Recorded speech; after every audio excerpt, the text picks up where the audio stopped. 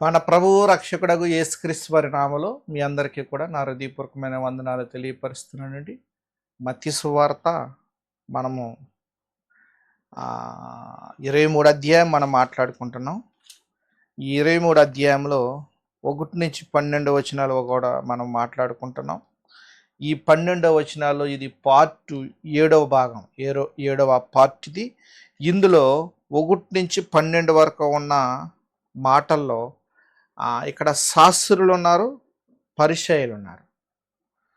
మోషే పీట మీద కూర్చుండిన వారు గనక వారు మీతో చెప్పిన వాటిని అనుసరించి గైకొనండి.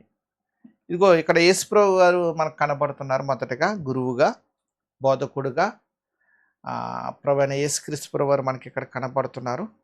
ఆయన రెండో వచనంలో ఏం చెప్తున్నారంటే, శాస్త్రులను పరిసయ్యులను మోసే పీట మీద కూర్చుండువారు గనక వారు మీతో చెప్పిన వాటిని అనుసరించి గైకొనుడి, అయినను వారి క్రియల చొప్పున చేయకుడి. వారి క్రియల ప్రకారంగా చేస్తే వాళ్ళు హృదయము ప్రభు వైపు తిరగలేదు.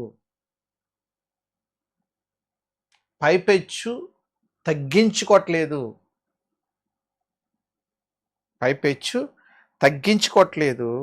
తర్వాత వాళ్ళు ప్రభుని అంగీకరించలేని వ్యక్తిగా ఉన్నారు. వాళ్ళు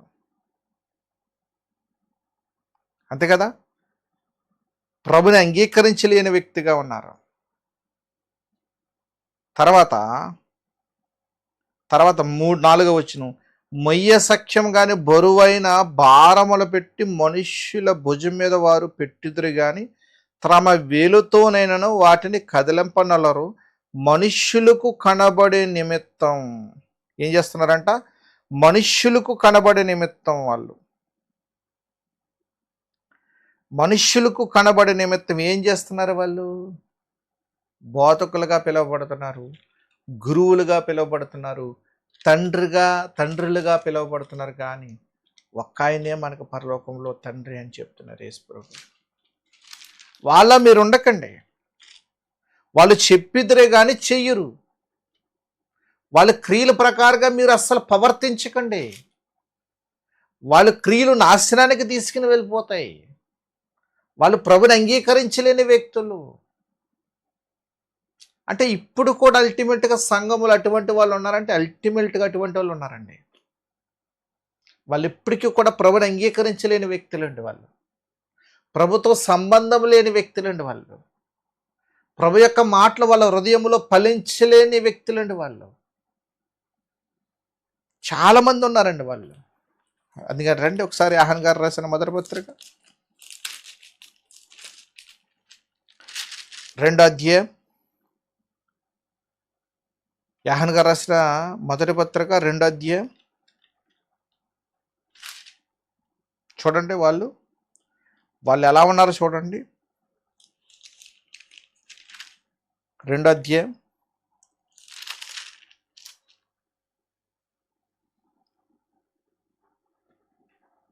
2వ అధ్యాయంలో 19వ చూడండి. వారు మనలో నుండి బయలు వెళ్ళారు గనక వారు మన సంబంధులు కారు.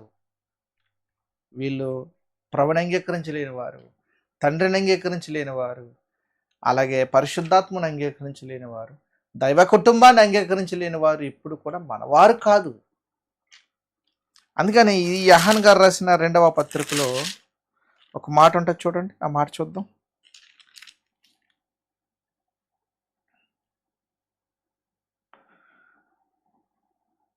9 యోహాను గారు రాసిన 3వ పత్రిక 9వ వచనం, నేను సంఘమునకు ఒక సంగతి రాసితిని, అయితే వారిలో ప్రధానత్వం కోరుచున్న దియోత్రేపే మమ్మును అంగీకరించటలేదు.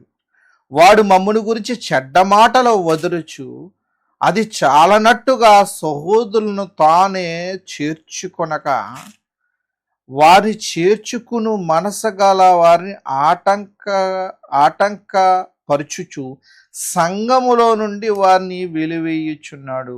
అందుచేత నేను వచ్చినప్పుడు వాడు చెయ్యుచున్న క్రియలను జ్ఞాపకము చేసుకొందును. ఏం చేస్తున్నాడంట? దియోత్రేపే మమ్మును అంగీకరించటలేదు. వాడు మమ్మును గురించి చెడ్డ మాటలు వదరుచు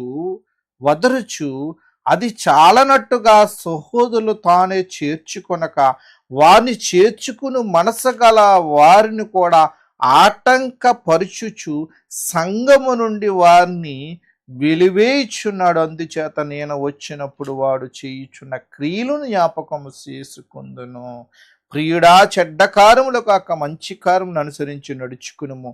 మేలు చేయువాడు దేవుని సంబంధి, కీడు చేయువాడు దేవుని చూచినవాడు కాడు. దిమెత్రియు అందరి వల్ల సత్యం వల్ల మంచి సాక్ష్యం పొందినవాడు.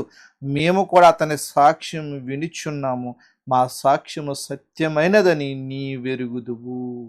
మంచి వ్యక్తి మంచి కార్యములు చేస్తాడు, చెడ్డ వ్యక్తి చెడ్డ కార్యములు చేస్తాడు. ఎలా ఉన్నారు వాళ్ళు? ఇదిగో ఈ పరిసయ్యులు శాస్త్రులాగా వాళ్ళ తత్వం కలిగిన వాళ్ళు చాలామంది మనకు పత్రికల్లో కనపడతారు, సువార్తకులు గాస్పల్లో కనపడతా ఉంటారు. వాళ్ళ గురించి జాగ్రత్త పడాలి. అందుకే 19 యోహాను గారి సువార్త మొదటి పత్రిక 19 మొదటి పత్రికలో, యోహాను గారు రాసిన మొదటి పత్రిక 2:19లో వారు మనలో నుండి వెళ్ళారు కానీ వారు మన సంబంధులు కారు. వారు మన సంబంధులు అయితే మనతో కూడా నిలిచి ఉందరు. అయితే వారందరూ మన సంబంధులు కారని ప్రత్యక్షపరచబడినట్లు వారు బయలు వెళ్ళిరి. ఒకానిక దినాన్ని మనకు ప్రత్యక్షపరచబడతారు. వాళ్ళందరూ నీతిమంతులో దిక్కు నిలిపోతారు, అనీతిమంతులో దిక్కు నిలిపోతారు. మేకలో పక్క వెళ్ళిపోతాయి, గొర్రెలో పక్క వెళ్ళిపోతాయి. దేవుని వెంబడించిన వారు దేవుని కుడిపరుష కుమారునితో ఏలుతారు. దేవుని వెంబడించలేని వారు, ఈ పరిసయ్యులు శాస్త్రులాగా దేవుని అంగీకరించలేని వారు, ముసుగు తీసుకొని వెళ్ళలేని వారు అలాగా రాలిపోతారు. 7వ భాగంలో తన్ను తాను రక్షించుకునేవాడు, తన్ను తాను తగ్గించుకునేవాడు హెచ్చింపబడును, తన్ను తాను హెచ్చించుకునేవాడు తగ్గింపబడును. మరి నువ్వే స్థితిలో ఉన్నావు? ఎలా ఉన్నావు? నిన్ను నువ్వు పరీక్షించుకోవాలి. ప్రభునామాన్ని బట్టి మనం నడుచుకోవాలి, ఆయన కుమారుని బట్టి మనం నడుచుకోవాలి, ఆయన ప్రేమను బట్టి మనం నడుచుకోవాలి. ఆ ప్రకారంగా మనం అందరం కూడా ఉండేవారుగా, అలా నడుచుకునే వారుగా మనం అందరం ఉండాలని ఈ 7వ భాగంలో ఇదిగో పరిసయ్యుల శాస్త్రిలాగా ఉన్న కొంత వాళ్ళు పులిసిన పిండి ముద్దంతయే పులి చేస్తారు. వాళ్ళతో మనము చేరకూడదు, వాళ్ళు ప్రకారంగా మనం అందరం కూడా ఉండకూడదు. ఎందుకంటే కొరింథీయులు రాసిన మొదటి పత్రిక 5వ అధ్యాయం 8వ వచనం, గనుక పాతదైన పులిపిండితోనైనను దుర్మార్గతయు దుష్టత్వము అయిన పులిపిండితోనైనా కాకుండా నిష్కపటమున సత్యమునని పులియన రొట్టుతో పండగను ఆచరింతుము. ఇటువంటి స్థితి కలిగి ఉండాలి.